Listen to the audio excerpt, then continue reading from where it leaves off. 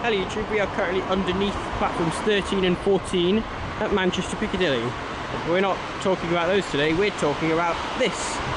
This is Mayfield. It is an abandoned part, a semi-separate station which was once linked to and part of Manchester Piccadilly. It is now abandoned, but today we are getting a tour of the inside. I'm David Frankel. And I'm Duncan Freebird. And this is Mayfield's.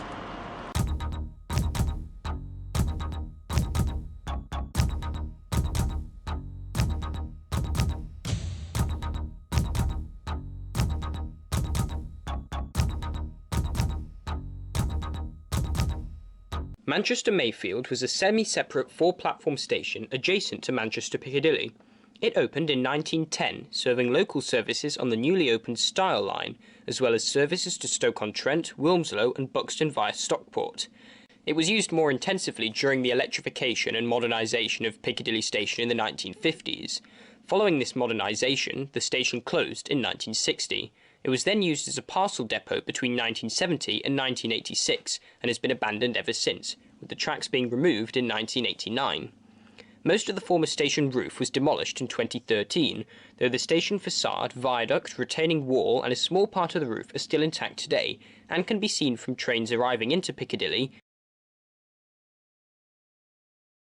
and from platforms 13 and 14.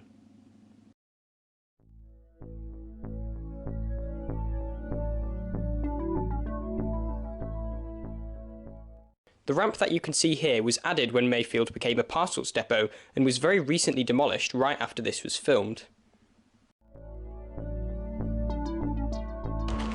So we are entering from the south, right on the other side of the Piccadilly station. There's this funny ramp thing, which I suspect might be our way up, or maybe not.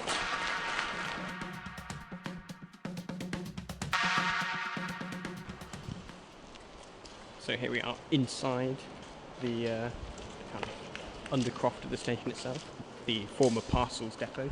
Obviously, after it was a passenger station, it was used for parcels, so the platforms were up there. I assume this space down here was used for sorting out letters. We'll scream and bellow, and then I'll wave my arm after a couple of seconds, and we stop short. 1, 2, 3. Ah!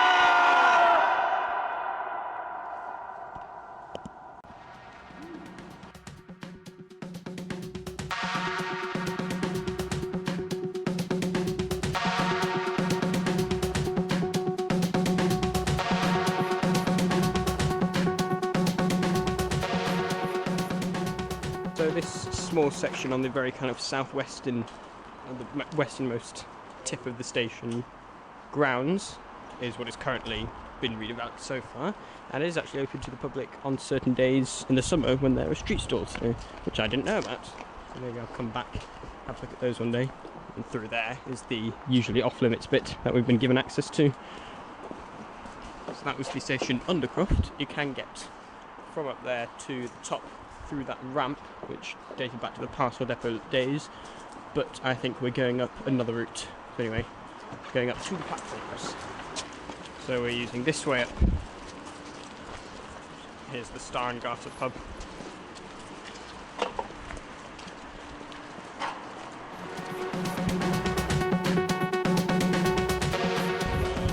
So this is the causeway, apparently. This kind of ramp on the north side of the station. And although it's owned by the company developing Mayfield, which is U+I, or U and I, it is used regularly by Network Rail to get trains and stuff onto this side of the approach. Network Rail also have road access to the other side of the approach, but this saves them having to cross the tracks if they ever need a van on this side for whatever reason. See some abandoned rails here.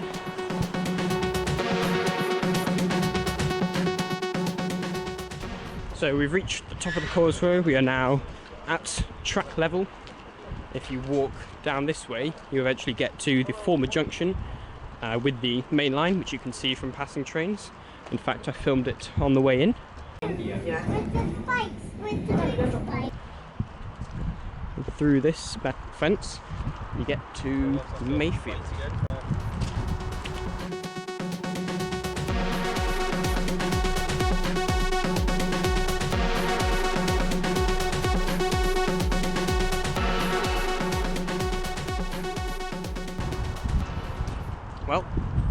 is it.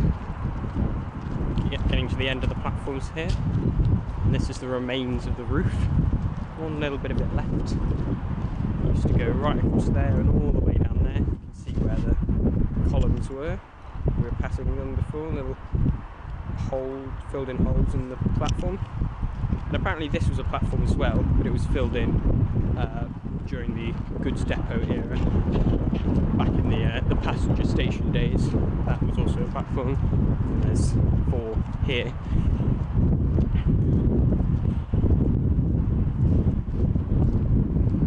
That's the end of the ramp there, which was probably too unsafe to use.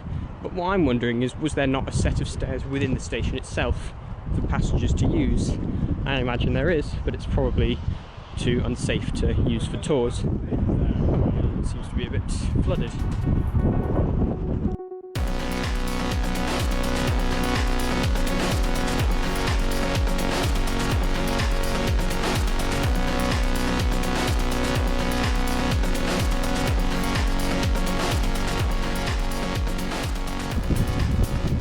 we can't go past this fence, but you can just see here this was kind of the main passenger entrance. The stairs down there to the street, although they've collapsed, and then the stairs up there to that brick wall, which was the end of the bridge which used to connect Mayfield and Piccadilly. And you can see where it was when you stand on platform 14. I'll point it out at the very end of the video. You can see there was for a long time a Tango advert on the brick wall, but before, when the station was still a passenger station, there was in fact a bridge connecting it to Piccadilly station. So now heading back down the causeway and back to Piccadilly station.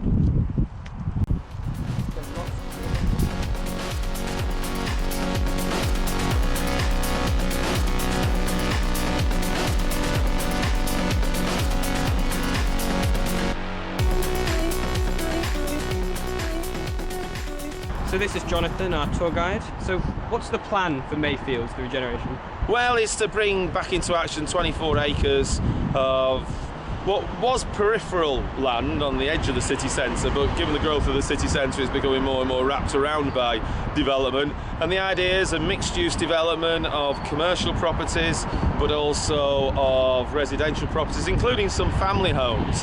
It's a 10 to 15-year plan. The element that will excite most people in central Manchester, or most people who come to Manchester, is the fact that it will have a 6.5 acre garden park in it, one should say, with really good features, a very dramatic urban scape on one side with the old station as part of that, and then on the other side of that you'll have the park with the river meandering through it. So that's the main thing that people will see. They'll see the park because it'll be open to the public to go in, but really you'll have an area of the city that's been dead, which will have life in it. Right. The regeneration of Mayfield will see the retainment of the station facade and viaduct, with the demolition of the retaining wall on the south side of the station, turning the undercroft into a covered open space, which will be used for small units and market stalls. The remaining part of the roof will sadly be demolished, though the platform space and buffers will be preserved. Land immediately south of the station will be turned into a large new urban park, with the partially buried Medlock River being opened and restored. The whole project will take roughly a decade to complete, and should be ready in time for the arrival of High Speed 2 in 2033. So that was it, tour of Mayfield.